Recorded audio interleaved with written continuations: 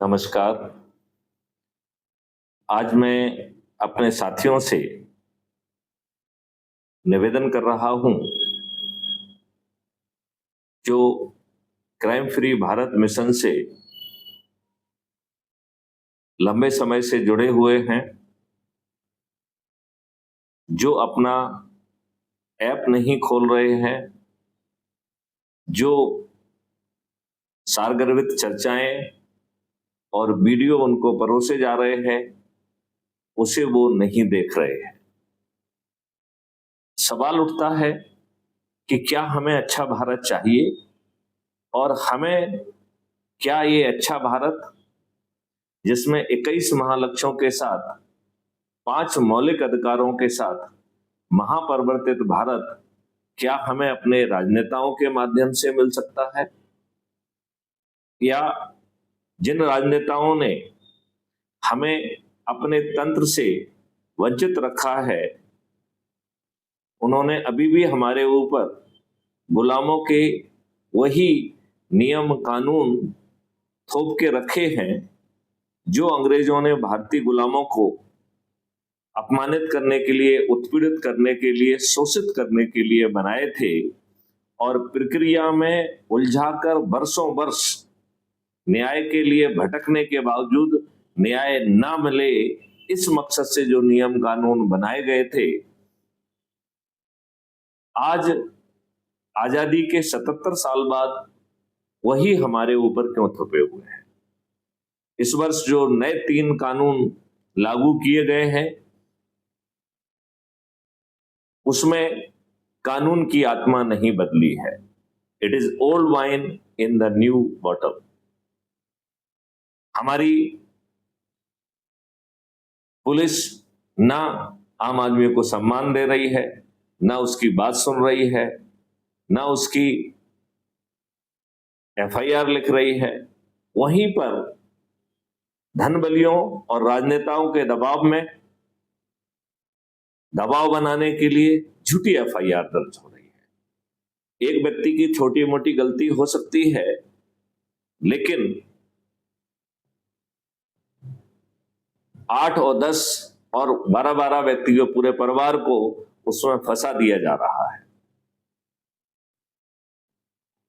झूठी एफआईआर दर्ज करना, झूठी गवाही देना, झूठी विवेचना करना, झूठी वकालत करना एक जघन्य अपराध होना चाहिए परजरी का, जो इन नए कानून में नहीं किया गया है। नए कानूनों में संज्ञेय, असंज्ञेय और सिविल ऑफेंसेस का जो अंतर है, उसे खत्म किया जाना चाहिए। आम आदमी को बिना थाने जाए उसकी एफआईआर दर्ज हो, और वो भी आज की तुलना में 1000 गुना बेहतर एफआईआर दर्ज हो, यह सुनिश्चित किया जाना चाहिए। टेक्नोलॉजी का यूज करते हुए आज जिन एविडेंस को हमारी पुलिस कैप्चर नहीं कर पा रही है, उनका संग्रहण, उसको हैश वैल्यू से लॉक करना,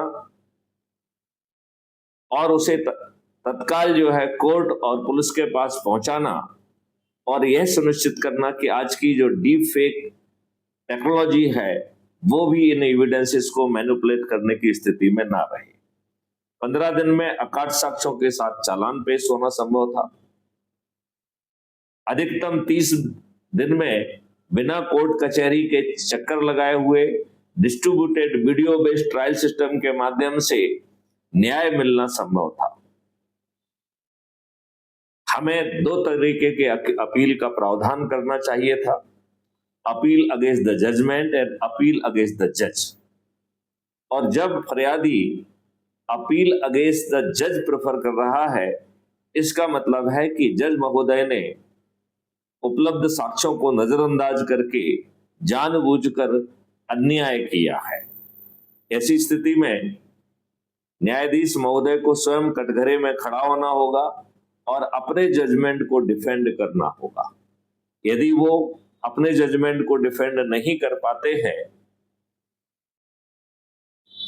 तो वो डी पैनल हो जाएंगे। इसका मतलब है वो जज नहीं रहेंगे, और उन्हें बतौर हर्जाना लाखों रुपए का कंपनसेशन भी देना होगा। लिहाजा जजेस न्याय करें और न्याय के अतिरिक्त और कुछ करने का विकल्प शेष ना रहे, यह भी सुनिश्चित करना जरूरी था।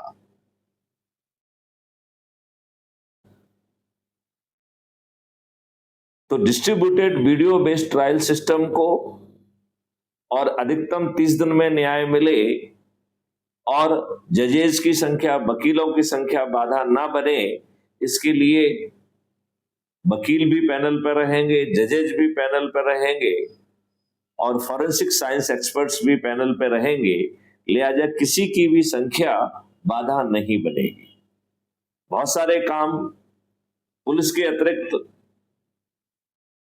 अन्य लोगों के द्वारा भी किए जा सकते हैं, जिससे संग्रहित साक्ष्यों की कोर्ट में वैलिडिटी, कोर्ट में उपयोगिता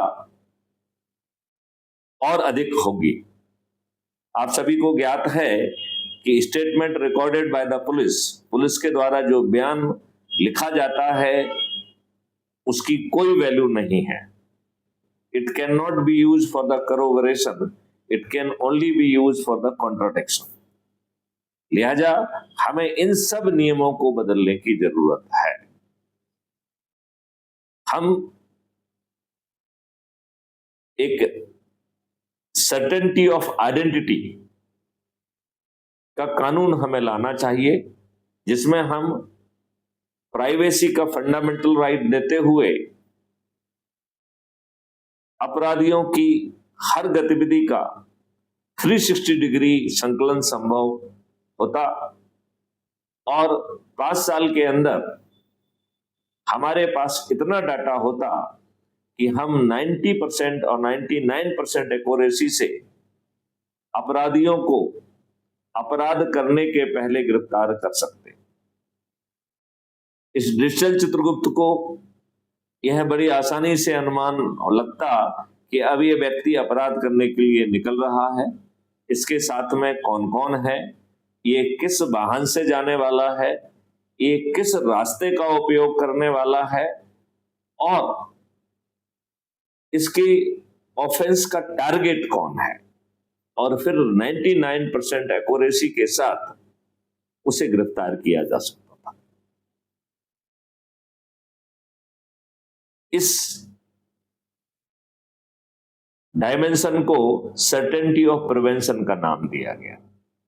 तो हम विथ सर्टेनिटी, तो certainty of FIR, certainty of challan with in 15 days, certainty of न्याय विद इन 30 डेज, वो भी बिना कोर्ट कचहरी के चक्कर लगाए, और सर्टेनिटी ऑफ प्रिवेंशन, और अपराधी को अपना पेट पालने के लिए, बच्चों का पेट पालने के लिए और घूस देने के लिए, फीस पे करने के लिए अपराध पर आश्रित न रहना पड़े, उसके तहत 5th सर्टेनिटी के तहत सर्टेनिटी ऑफ रिहैबिलिटेशन। लिहाजा हर अपराधी को रिहैबिलिटेट कर दिया जाता और जज को, वकील को, और वकील मीन्स दोनों वकील, प्रोसिक्यूशन और डिफेंस, पुलिस को, गवाह को, कंप्लेनेंट को, फॉरेंसिक साइंस एक्सपर्ट्स को, सभी को अपना काम करने के लिए रेवेन्यू स्ट्रीम मिलती और जो जज महोदय हैं, जो न्यायाधीश महोदय हैं, वो केवल कितने साल की सजा होना है ये निर्णय लेना उनका काम होता, और अर्थदंड जो है it would have been calculated. तो जितनी रेवेन्यू स्ट्रीम हम बांटते उसका सम टोटल करके 2 से मल्टीप्लाई करके अपराधी से यदि हम वसूल करते तो भारत सरकार के पास इस विधा के तहत 10 गुना ज्यादा पैसा जो आज भारत सरकार के पास पहुंच रहा है उसका 10 गुना पैसा पहुंच जाता। क्राइम फ्री भारत का एक दूसरा मॉडल है पेपर करेंसी मुक्त भारत, जिसमें 2% की ट्रांजैक्शन फीस के प्रावधान के साथ हम जो है भारत सरकार के पास 20 गुना पैसा पहुंचा सकते थे। लिहाजा भारतवासियों को टैक्स नहीं देना पड़ता।